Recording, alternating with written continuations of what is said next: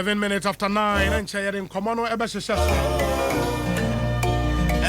The Bremo of Faber was cold store Huns and Sem Aquayan Sem Bibri Monday Yamea Duma Yabetwaso, but Meji Mebeja Fadrin Check Accra Ewo na Afeya Baba Besha other issues for the whole of this week dominate news headlines. We'll share vigilantes and some letters are free national chairman of the NDC president or president in Swa reply national chairman Asaya reply bio Enra Obekaya media reporter capture leading member of the NDC Joseph Yamin Okase omodi anya dia won vigilante groups no mbegu ne egu no chena na enam so ema party general secretary the statement aba betudwa and yene no edi ehon komo enti yebehwa ka ho nsem kakra make say ora Benjamin Ochre lecturer of Central University Benjamin Ochre Ankra Canadian ho Ankra Kadin ho wabekansa na ya opre deputy communications director Emma NPB share name say political prophet Safoje Asafoje babeka yensa ewa ha ono deputy communications officer Emma NDC Washanti region. Yaw akwa baboko de enu papa nyankopad me krepem. Me hu wa check akra. Enu kro obi. Aja adwuma na dos ntie eni nyina. Metimi hu. Orankra boko de. Nya be dai boko. Oh, anya boko. Asem wo ho. Nsem wo ho anya asem. Ana pe mira ho. Sa. Mira ho na. Ya shasi ya no ana. Awreho na me hu say Dr. Kwabneje wuo na ma awreho ana say oh, of course Dr. Kwabneje such a fine gentleman. In fact, Hokra good so they are so no ya academic. Yeah, no ya academic. Yeah. And he's contributed his bit to the nation. Why ya there boy Juma yama abusuya yako. Ne ba panyi be ma minim no. Okay. Nti enya bibia pleasant say obeti say obi a onim no ne papa na ne busuani it say wu onya asem papa nobody wants to die yet everybody wants to go to heaven enti say obi free musa na eya okakra ho you will not be surprised obi nya 150 years kro wu anipa besu so that tells you the value of humans say we don't want to lose our loved ones enti mema busuani yako na from that academic background no and ye may be esisi okuro mu a say ye mie ye ni anka oman mu ebebo man what you say yeah me ye teacher new I don't even prefer to be referred to as a lecturer. I prefer to be referred to as a teacher because I was trained as a teacher. Yeah. Ekobani say na yama enipa 450 akotro exams. Na yesi nipa 64 na pass here. Okay, bar exams now. Yes. I don't know biya din wo ho. I don't get it. Mentiasio. But why does it surprise you? Because that has been the trend. That's how the and yet trend the papa. And yet trend papa says yes so. And yet trend papa says we have to even find out. Nipa na e kire o made no. Adenti ye mo kwan mo am set questions. Ni yakofa another group external examiner. No, we are journalists. I'm challenging you this morning. Munko check questions near mo year last year no. Some of the topics no class here subject A questions in beba na subject B there what is happening? I will be anka ho asem say ya shedan ye failing nipa na say den. I don't get it. These are people who are first degree in law, they have LLB. No more by professionals is oma bonwa manipa 450 64 on the past year. What are they telling us? And let us go and find out even those who said the questions. Are they qualified to say the questions? If they are, did they set proper questions? Who marked them? We need to know. And you say omemu ya kwa ko do level be said. So obi ye no ho do soro a ompese afoforo be duru. We don't have to allow settings. Yeah. I'm so amazed. Say everybody is quiet about it. What is happening? I'm not on what basis? On what basis? We say on what basis? And when him say okoya receipt na, okoya for remark na. 3,000. One paper 3,000. Who try law exams ni we now pass here. Oko heaven. Is there a certificate to go to heaven? One receipt 3,000. Now omo examiners here two omo ka say. Now there ya were receipt. What is happening in this country? Do you know say from all the 7 or 8 courses I will bet you on. So we fail it 3. Me baho. You have to write the whole SSC and we have to be bold to say what are you telling me? So be throw SSC now. Or you refer the paper on trying to failing out. And on what basis you say what's like that passing the come and write all of them. University. What sense does it make? What sense does it make? Fail is what you write. Madam Fubia, Onya, because I'm going to fail. Onya C, A fail. Onya A in all the other courses. And Onya C, Ewami and Sape. But was so control the Onya A ni nyina bi o. I say we catch you bio GSS Robert Yasie. Nyan samben pani wo, nyan samben and the womb. What is happening? And there Yan says I was saying akwa ye reset na. It's not as if say oh baby na wa baba be try exams no. You have to go back to the lecture room again no. They say after I will start everything afresh. Not 3 years no be here 1 year course o we that. It's terrible. It's terrible. When crime set is regulations they say who fail 3 papers e ma ntro ni nyina. Who put this document together? Are we being rational? Are they? I think the General Legal Council, no, I will say take care. It is so fair. The way they are treating people there, it's so good. About I say a special area. Oko baby alone, yeah, America will be here to me. Are they? We are heaven. Now, means fancy a winner. I wanted the toss me, no. We are killing our educational institutions in this country. University na esi ho no ehun hiama oman no university bia ya de mra na edisi ana ya dete University of Winneba ewo regulations. There is an act establishing it. Answer na ebe appoint to be as vice chancellor no I was say would to me spending not less than 4 years as vice chancellor. The current vice chancellor appointed no 58 years. He is not qualified to be vice chancellor. Yes. He is not qualified to be vice chancellor of Winneba. I'm challenging him. On university new regulations, Emra, ni age. He didn't appoint himself. He doesn't qualify. And you have to challenge the panel appointing. On one case, should even know say he doesn't qualify to be there. And son, and you're appointing, and also I'll come to him. No, on one case, should know say he doesn't qualify to be there. I have sat on the University of Ghana Council before. You govern the university with rules. The whole university council sat and said, Papano should be appointed vice chancellor. Which law did they refer to? He's not qualified. Now, Ghana, the supreme law in this country is the Constitution of Ghana. Our Constitution say obi yo bibi na untiasia and monasum and faduya monofako court.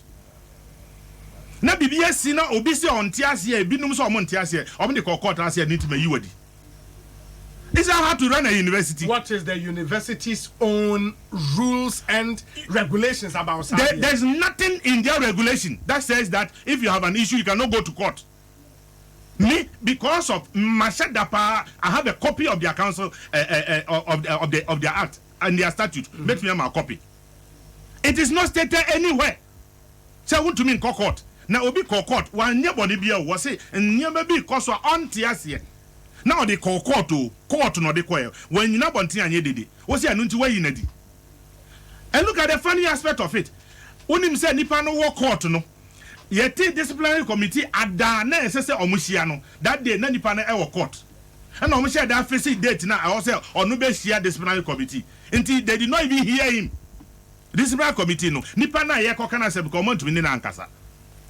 Is it sabotage? Is it deliberate? Is that how to run a... You teach management and practice mismanagement.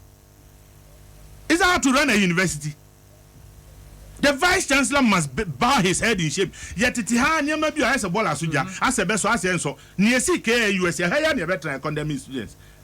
We should not always be looking at what is happening. What caused what is happening to have happened? Say, yeah, and I do 10 students a demonstration, me boy. And I do 10. Now, opinion decision are any popularity. A better my university. I ask them, Papa. The university is governed by rules. What are the rules saying? What do the rules say? Say, untumin kokotana. Can the university's regulations supersede that of the National Constitution of Ghana? No.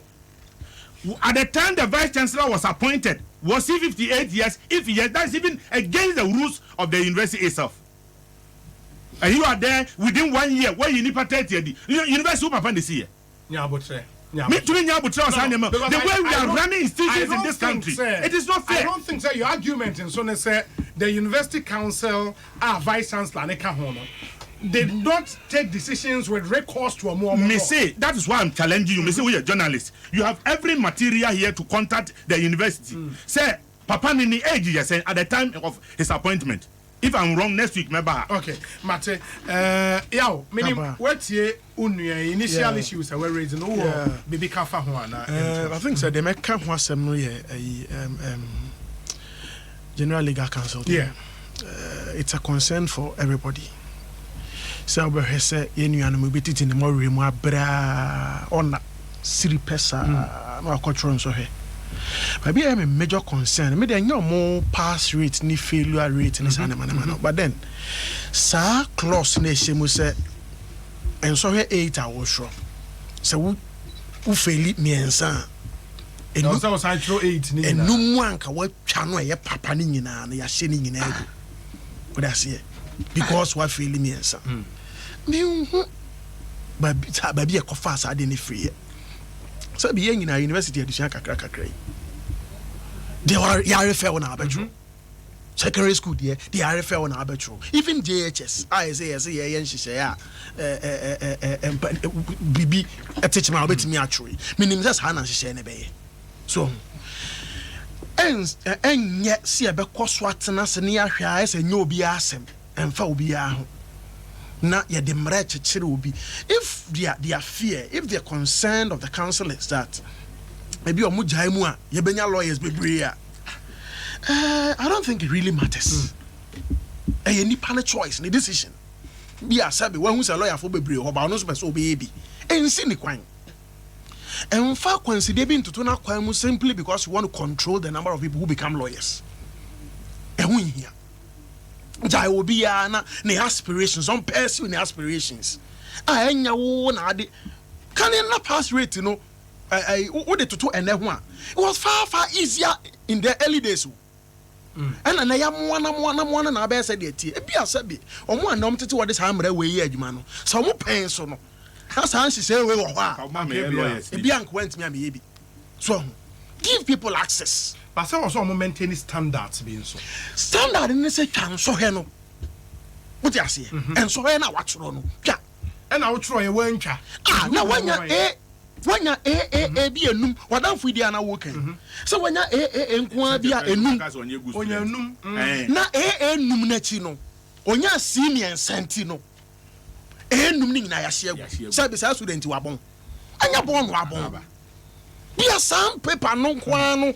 Ana amwano obi the obey yabwa sa nipa ne say man specialize enum na watwa no watwa ono na atro no watwa preserve we no ma no na man ne kwan no nkoboaboa ne ho na de wantimi antwa no ntimi nsua ne yie na wontwa de no beso hu enso we e churo nyina na sekire ne nyina so ne say nipa ne be hu ade no na watro nso he no watwa. And you will be so to me, Osia, no, who not thrown so hen will try. Who now children at the end of what you're so in a way channel, only any beji. So, students now children at the end of what me as you were chat to the one channel. Man, a quite no more one who no may be him. Oh, just an walk. The one young son as we chat while we're failing me and Santi and Numna were passing and care papa. Ning I was here. Sad with the one you did know. Now the all quack running in answer Yako. Remarking 3,000 pages. That's one paper. Anti imagine. Sad do I was carbon ya all coach 3,000 as how coach. And by the time our results never bano na or more. A war school na share lectures as here that and there was some psycho you would have to wait and restart bibia again over call lectures it's the next one class and could do any incident I say yes I said abrobi I said upon yes I did see a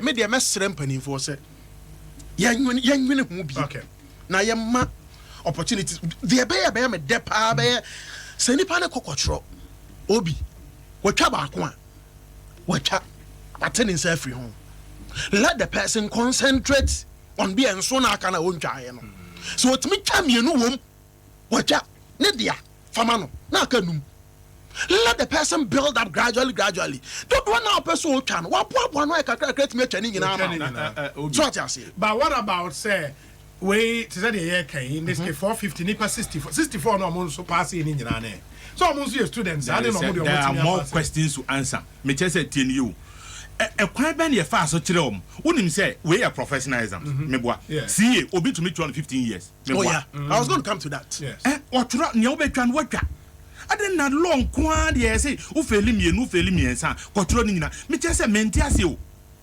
mate Mr. Ochanka me da say political prophet obi asafoje obi na etesen twedi ampone madini akagana mampa before asafoje Ashanti region boko what one thing your cause agaga bibia dadin bo yente boni bia so aye adwuma minim so difu ezi ano me de nye odifo sunsun wa ya manyo semu political prophet ezi ano o kama na twa me ga eja ka beji nkom se kakra kwa ewa de chale na nkomo a ye de ahase eno no obi unim yes de ekoso no enye limited to Ghana Law School.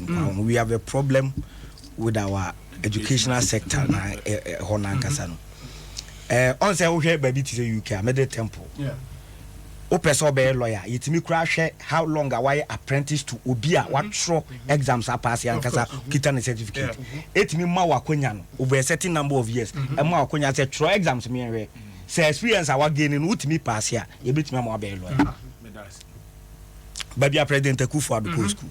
Midterm for what I say enti say omo a ye hwe omo so asua omo na ya ye yesuku se mo na ya disua ho nsem yi ama adu omo standard no so omo timi biemu saa ye ne saa adenti na ye de yentimi nya ne saa you see it feeds into a certain mentality of yempanifo na they continue to omo person omo gusua use this manipulative style of governance keep a section of the citizens no ignorant.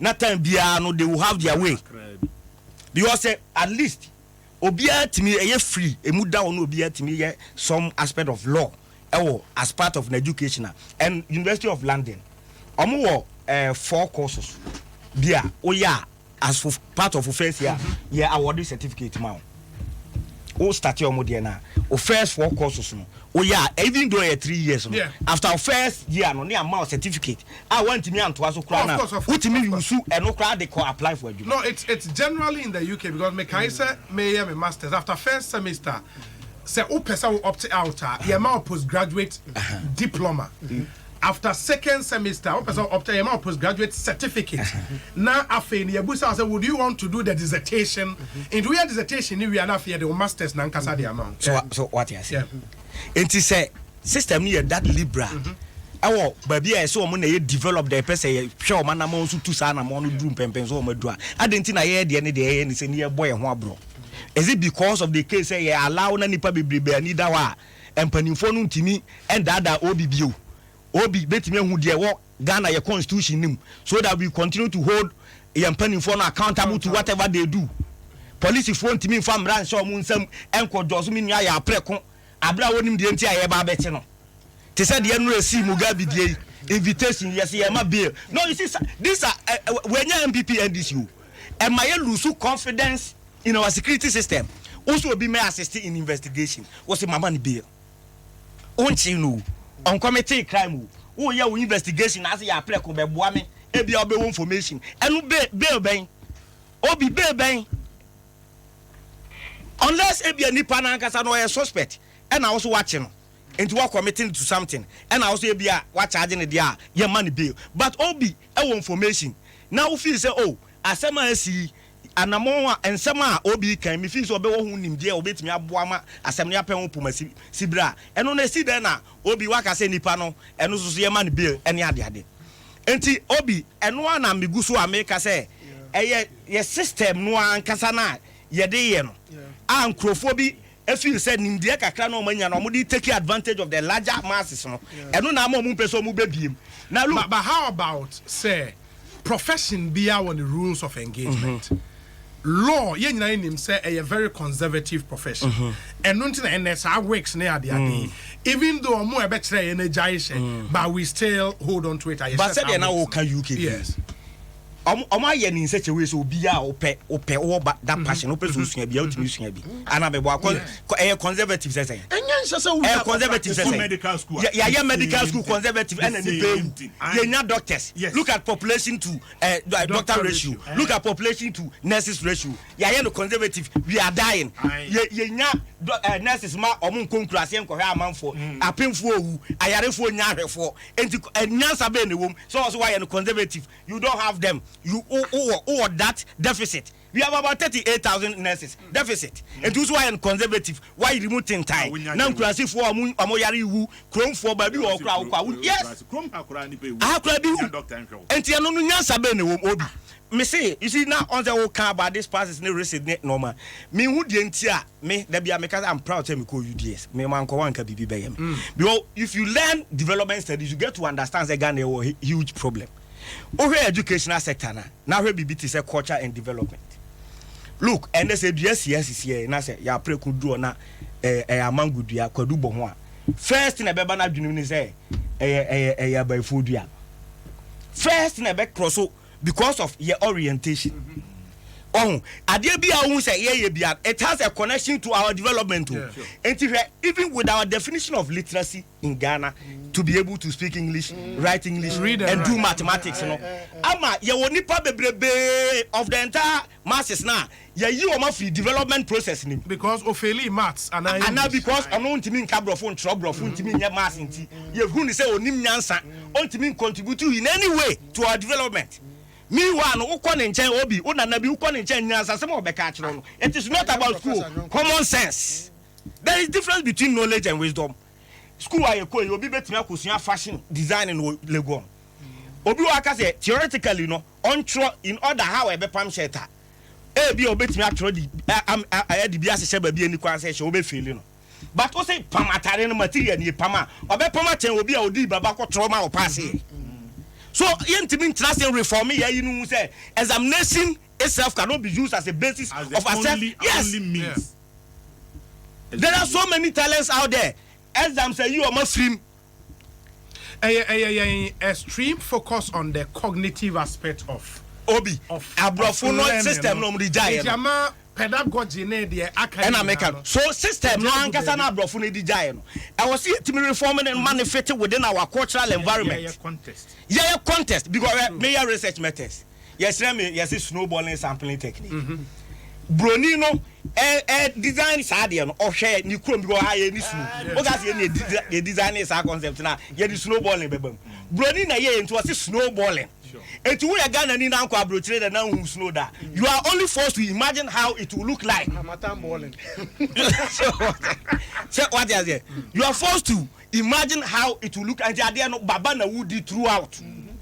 Baba na woody throughout. Yes, so you can pass. You focus on cognitive into chew na kopo wa o memory sharp anything na even science and math crazy no. I don't know, but as a people, as I about to accept say the best schools in Ghana are schools there with science and math quiz. Which is not true. And Osha science and math quiz then so mainly true and poor. Into Obi or sharp memory. Obi asem we yentimi kan na because what they want to can baby te say Canada money US. There were schools for Nkola if you say we more right from day one. You who say the talent ni. Degree in swimming. Yes. Swimming. Oh, and you hear brother said omuteti omoma ye makwala ne nko ada not because ahane yentimi nya ni sao but order to discover a wiase on his or her own ti order ne be ni mama see enoma bebrebe we have wrong kind a lot of the reforms in education ministry na ye na along lines here. Oh yes, so zombe the banking system on paper it looks good because social reforms now Madam Fobakwe, a consultant to the education ministry. When you look at the general reforms, along lines here, you know, I can. What's a nim? There was a no. That's what I'm magazine for. Okay, look we at the know what talent we have to do. Obi We wa put it practically on kura paper no betimi nicely. ase da ko hwe na But dwuma implementation- ama no ebi a diploma award certificate bi. Oh, yeah. Your boys ni bo betimi ase car ma osisi ya. Yeah. Ebi betimi aye car, Yeah. but ebi a enru standard aye pe. Oh, but them say NVTI was hard, and even for the technical schools, so because meaning takrade boys in the woko compare. Or mobile evening classes, ewo TTI. For some time, be our 6 months, we yet me my paper. Emma would the can't. When into one way a practical person, in Rubeko TTI and in penny for evening classes, no. In penny for just say, what Buffett Jumana ate, but or call aqua baby the paper. Yeah. And I think it is something. Yeah, by any holistic. Obi, let me Musa. How do we anyway. cure this banking system of education now? As a result, I'm like, you're creative, you're innovative. And make us say the focus on the cognitive in the end, no. But Obi, of course, classroom. Obi,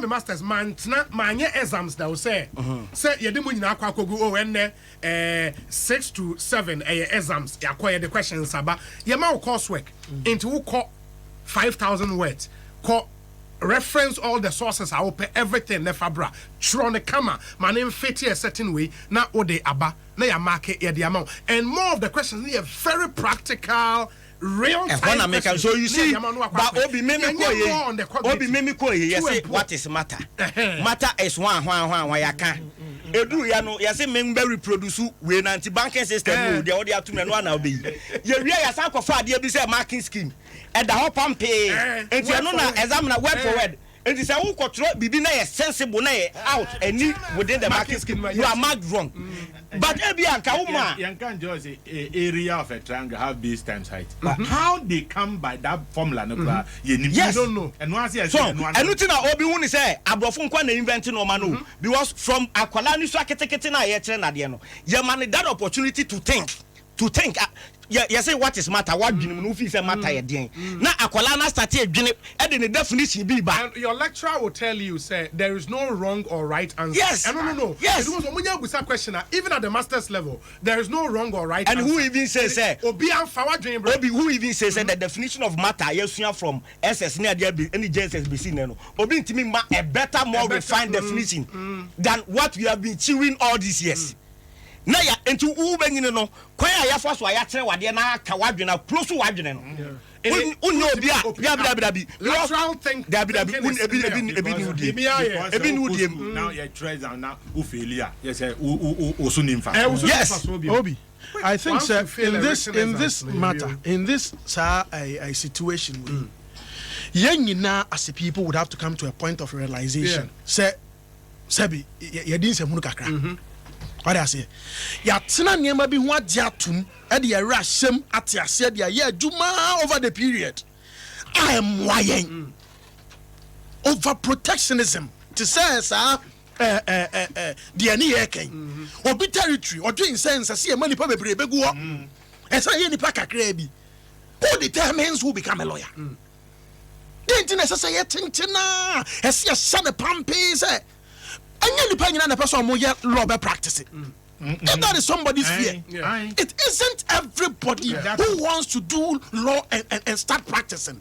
Obi ho be so nya de kan nim de ho zere na asafo JK aka nim de ho a obetimi de aka na sem se ne business bi no ye ne djuma bi no odi a ono wa enim na na mo esese otutu na otutu ne yie sabi obi ntimi mfa sem bi ni no a enye ne kwan so yem ni ansha se anwini sa nipa ni nyina ho there yakra ne medicine there no where we need doctor to patient ratio yenim say medical school am ye interview wa pass exams no nipa no doors nti how many years ni be medical school yes ye nya ba bi mo montan na bi sa o papa ye adwuma be na wo anka adwuma ye ya na ye you afi just want to be here. Meanwhile, other countries actually doctors Edom Baha. That's it. Medical and we pay them. Sure. Massa. And you are passing exams. Or call interviews. So I'm passing interview. Can you imagine this? Interview. I'm not going to interview now with him. Yet we busao current affairs unnecessary and to your course. Obi. Look at how we've been trying to manage that deficit. Some medical side yana wo. Cuba for year by nyakwa. Yeah. Omunya fanche. Dollar. And to train doctors when you come with you in mind in Ghana here, West Africa. So you're training in Ghana. But the neighbor. ubetua bibi ama no say na say so say e dan say bo ubetua bibi ama no e didn't na wa won crofo no won tete omo emma sa opportunity no and nim dia ba can private hospitals na say private clinics na say people are opening them up and no na be ma competition na ba man crofo bia individuals bia because sabi as a for jenu bia kwa medicine na say bibi won nsem no betuma bia school medical hospital ama no run it. Why won't he do it? Na mimpo de me one say, why should we be worried say nipa bebre be doctors? Why? I don't understand. Because every citizen asem na bidi kaka but still has on tias. Be benefit from the current system. Obi, have you thought about this? Obi your vocational skills. Obi your home economics. Obi your agric. And we passing the electricity now no say where area we na me pe. We passing ni na. Yes, one passing English into Onko University. Can you imagine? Think about it. And one passing English. Meanwhile, I home econs no pass one factory in a Troy. Maybe an expert in English, but a crowd they call the area of specialization. Or yes, or they are passing. But English language. But you see, look at the result. Yes, we need D7 now. What passing? And so what is this? What kind of educational system are we running? Obianya D7 no yes what pass it E8 kra what pass it and so yem kunsu ni yourself utumi mfa nko ba bia what kind of structure do we run and no na all have e ka say wo hwe ye nuanom ma sebi omo ton neoma street hawkers na ne ade no so wo ka che obi ase onfa the BEC result emrewa one thing will run through math and English, either of them, the nipa na failing. Young Kohim cry, quite fast way, maths and English. Maths and English, the nipa na failing. But Obi, the na senior can was a ma, a son touching me about the language. Shay, yetia, she unquell care when she now my developing. A mudu do send or ma adopting ubi language. I'm my developing. What they from Germany, China, Singapore. Why not? What adopting obi language? Even Rwanda. Yes. Because Rwanda my Kigali. Good. Official language. What you say? Enti Kigali or my Swahili, sorry. Yes. Enti adentina yetia ya ne say untimi nka brofo. Entimi ntro brofo a untimi enko wanim emfa de wo mu no so ma e contribute to the development of this country. Adentina entimi nya ne say there are certain courses, there are certain job English is a requirement. They said they are French. So, nipa na ya preku na decide say me pese me ye law. Minim say law dey say me sua brofo. Eya yinti e ho na me dey me pursue. But obi so was so am magazine. Onim say twi no ono on pe brofo bi atie. Your the tree na e kire na de. No hu say the owura ka na say obeye ade na bibia ye correct. In the end you have the same effect. Look, one thing about language Obi and say yeti a ye di twi e ka say. Minia ya doesn't struggle to understand because kasa e de atete enti de make bia otiase edu exam say o say on tro de ka wa ha o kan komo na ebedi wa Adom FM akeke wona dwunim and obetro bibia ve batemama but o de brofo kire made a because enya me original language no me okay word bia yes me process and I say answer what the you understand you understand just I take us and I say okay word bia me ma dwini process say me tiase and me tiase e kire sen answer na de e kire na nkasa kura you understand enti I was say as a country no ye ti no ma biase ne ye hear a very radical reform in our educational sector ne ma obia kwanya to be part of the development process because nipa bia obibi wonimu a obetimi Apostle Joseph okura PhD Apostle Joseph okura PhD and now you professor emeritus omo inventing no all over the world check ebi mu ho anya school hwe Bill Gates hwe anyansa na ekura no onye drop out from Harvard no here degree. Why are we doing this to ourselves? Bill Gates actually the Microsoft aba without having a university degree. And one a catcher was just will be a degree and a PhD and a doctorate. And son of degrees in home first. Yes, young was here from the basis. Macan had that. Say, Hugh, your manquara average age of 13, 14. BC, you know, almost 10 subjects in 5 days. Can you imagine? University exams. I will be through 5 subjects. No, be at 1 month. 1 month. Now your man quite wait for exam. You write 2 subjects a day. 2 subjects a day. Now, what have you the second paper. Second paper. Obiti ebia asharboche. And oba school ewa adenta and I say enfan se Madina. Oba ponkro obedu fie no abre. Ahomati wa say sorry. Why are we doing this to us? Or pentema we school clock why den? 2 papers a day. 2 papers in a day, Mr. at 8:30. Call class and no papa and ya train about you 2-1, 2-2, 2-3. Cognitive. Memory. Lateral thinking. Say we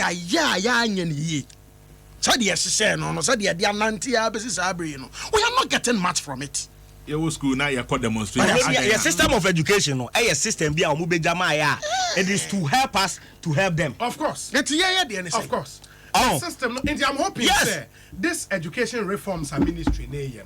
Consultation. You see, one other thing, they say one other aspect here, the political way, because those Western countries are benefiting from your system. They are benefiting from it. Tina last na me busha say, "Ke time I take Takwa School of Mines, Takwa Technical Institute, be Takwa School of Mines.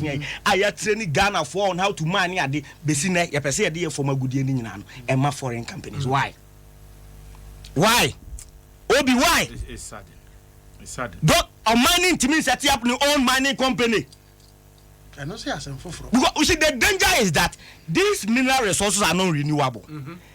What to coin you know, Alaska has the biggest oil reserve in the world. I don't know Muntu. Yeah. America crowd Lomutu. And Alaska, it is the biggest. And you know the interesting thing, America they are reserving theirs.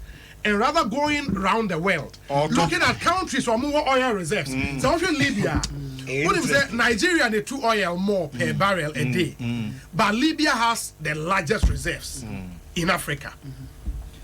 What they've decided, they say Omu tuning kakanka, and the Gaddafi was clear. Say Omu tuning na embum. And America saw around and it's almost tackle Venezuela, because Venezuela reserves a car. It's huge. They've decided to produce it incrementally into in kakanka. In the America, no air reserve or more no.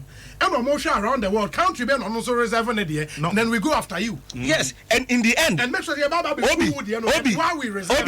And in the end, say your natural resources on the back to slavery. Absolutely. And now they will come around and say, "Hey, no, they buy any homosexuality." They will be giving you conditions. So the only trump card I was a continent, a natural resource. Unfortunately, no, bebrena ye non-renewable. It is a enya what do we have? Maybe say a human resource, and we are also not focusing on training the human resource. And I am look, Obi Ubisa ya prekwa. Say apart from so ye MPP near ye politics na ye. Say ni opinion on Sino-Hydra on can't trust China for me too. On can't trust China for me to that. Because dangerous or 10 na ye follow no. Anglo go say we marry so because me I'm passionate when it comes to sound a normal way move. Where Anglo go she oboase. When was the last time I called this area? Jacobu, yes, Jacobu crowd the average. Besina Udu one net cocoa dang, net meboa. Net cocoa mining area, big mining area. Net cocoa dang, almost quite clan yet. 4 months on Quante by Jacobu. That whole enclave, Unim said, there was a enclave. There was an enclave in Ghana. It is a Oshe, Takwa, Gropon, Asankegwa. That enclave, in terms of gold reserves, the whole Africa, the largest gold reserves. But as I share around that enclave, Uko Pristia will be soon. But Obi, so what have we not getting right over the years? What have we done over the years? What have we done? It's terrible. What have we done over the years? It's terrible. But I mean the point, listen, the modeler you operate, because and you know, so and again, because of the fact, say, what the mindset say. Every natural resource anywhere and you're mining in idea. And to proceed from a natural resource never consolidated. Now if you start I redistribute. So we have 2 we won't feature there or there. Which is unfortunate. Now you say I redistribute into what the communities are resource ne wɔ no ɛwɔ ɛyɛ royalties but royalties ne nso no ɛbɛkɔ district assembly na kakra akɔ ahemfo ne hɔ there is no plan to really manage royalty and royalty ne bɔ ɛyɛ sɛn a chunk of the sikaneba national eba in redistribution no yɛn pay critical attention to and this foreign exchange retention agreement I signed on to another sad say omo kwan so omo save as much as 80% offshore say sika kura eba anke you see the exchange rate the America say eba consolidated fund ne mo no a percentage kakra na ewo mu no yes because we oil yi o hwe jubilee ya 10% in the no na eba o enti chunk ni nyina the same with gold now obi say and now yes our discussion on tin say we anya propaganda asemu but say obi na ye de concession amount te say AG de omutui and na wutu na sika na etena ha and na wo fa Ghana fo a sa area ho no ti ye nya omo ma benefit a wutu omo ka akese o be develop kru no but say foreign companies then so far Ghana for the point mostly no most development deliberate intentional in the countries now a developer a deliberate policy into where we're doing say we want to build a local indigenous Ghanaian mining company. You have that idea. Deliberate policies to build it. And no against foreign investors. The Obi. Yes or no answer. The point then say, Oma won time. Ain't CC and him say foreign companies na air mining. What is the plan? Say even with the foreign companies here, offer oil say your plan then saying see a locals to understudy. Captains of industry here reserve some oil blocks. We say wait here. Yeah, my home 20 years. We want to build capacity and then we go in. Is there that plan? That plan is on the assumption that you don't have the capacity. Absolutely. Absolutely. Now, with the oil sector, what I know, they mean same way. And we've been at the receiving end all these years. 10 years, with the oil sector. They mean during this time, you understand? But fortunately, policy. Petroleum Commission were a dedicated outfit. I handle AOGC, Accelerated Oil and Gas Capacity Development. One will say some companies are and say Obi. So person say or high will be or beba type of them poor an officer and so go through Petroleum Commission. Now and she said say say nipani biamano wagana say nya bi mawa now go for beef abontin an expatriate no abaya ma no one kasa nim say expatriate na oba na ka o mo born ho ene nsese no so de tie no ya na esu nti nko nya obi wa ha enko ope enso obi ye ni sa nipa no enti ye jama brofo mining companies akese be bregu so e ba nyina nipa no dodo na ye omunyuma ni free ha because sabe well then no kwa no obi ti so magazine ko betimi aye look at just for Jesus see as on Kofo magazine and fa nem bra benyo obi de na brewa nimdi akuta no betim dey well in bi no but in the oil and gas sector be bia certificated of course everything is properly certificated and this nipa no onimdi no so sense onni sa krata body krata no e kire se obi ama na body krata no betim as well no it won't qualify ni sign ho ni akofo obi a certificate kete bi not the free India or the free Pakistan or the free Malaysia. And my point will be said to say Oko Angola and there.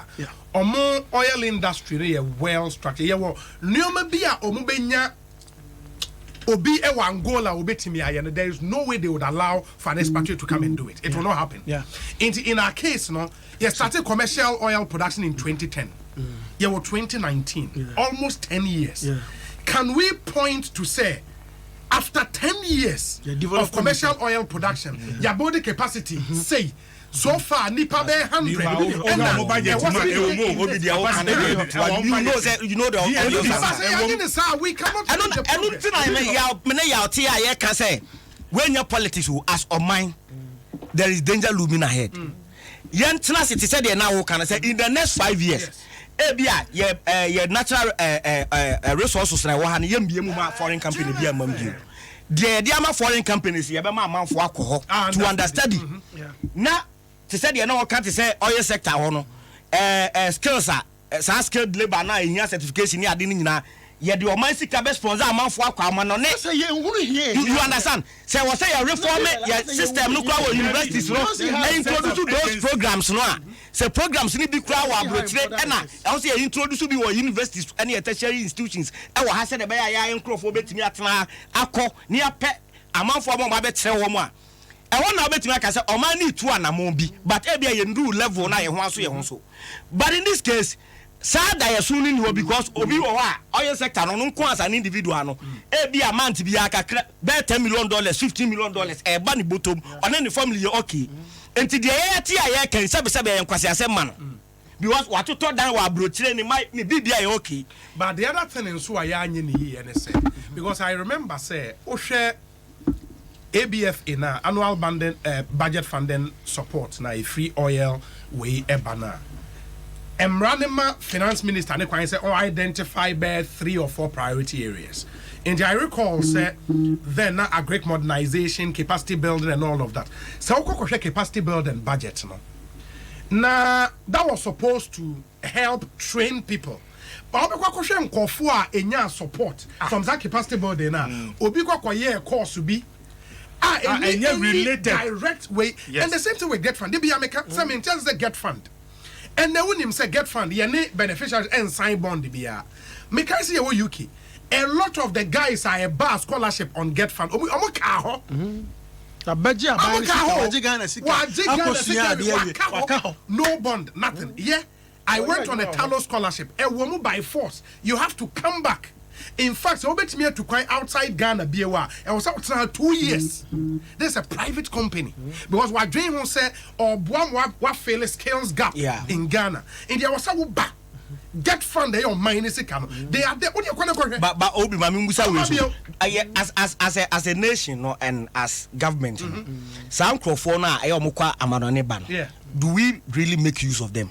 I know you're one other thing. But Nipan to you talk of oil sector now ya open oil sector now ya open and I make ya the oil sector minim crofo bebreba total money yimu engage o services Ghanaians o mo call because I have system no e be crowd level managerial level bi o say e de ne to no ya pese e de ne be dey e beto enu say what sign bond with Nipa na wonim say every year Nipa say na e get fund scholarship back to the system. That's where you begin thinking.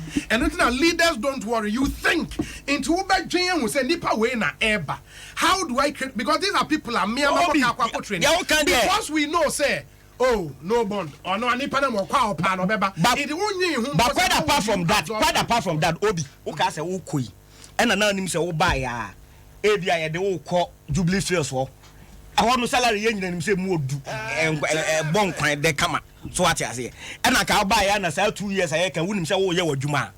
Obi no obi na beka tro say tena brutiri na ko hurungu kuma na akoye you. Obeba. But omoba na abanu make use of them. Nancy yankrofo ya no mo Jubilee you ebi ma mesu say yetua abrofo ne ka chen wo mo enso nimdia no mo ne bia no mo kwasi apia yes yetua ne ka sen tamabro no wa na yetua ne ka yes so it comes back to our mentality you say that thing so but Ghana in India the man Obi say everywhere in the world expatriate edges guys in locals. Okwa discussion to okwa oje chair any expertise so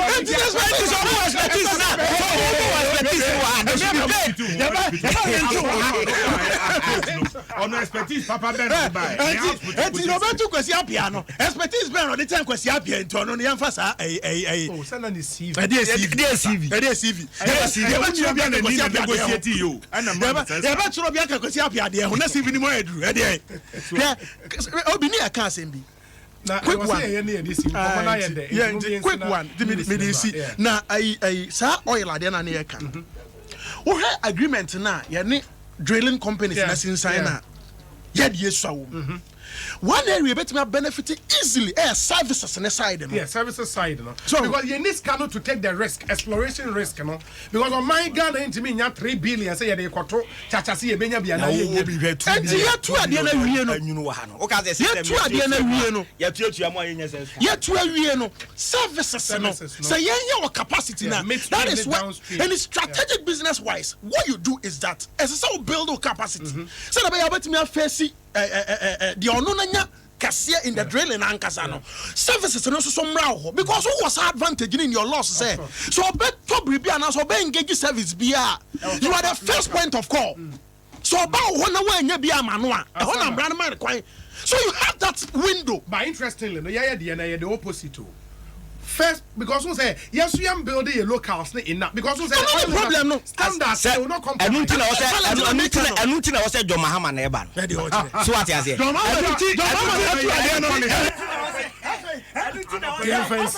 Nyame ya do mo china e be say ya to aso. Ya da mu nyina ase. Nyame nhira mo.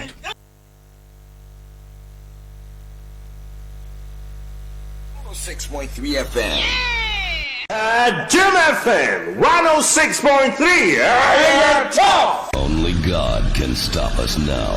106.3 FM.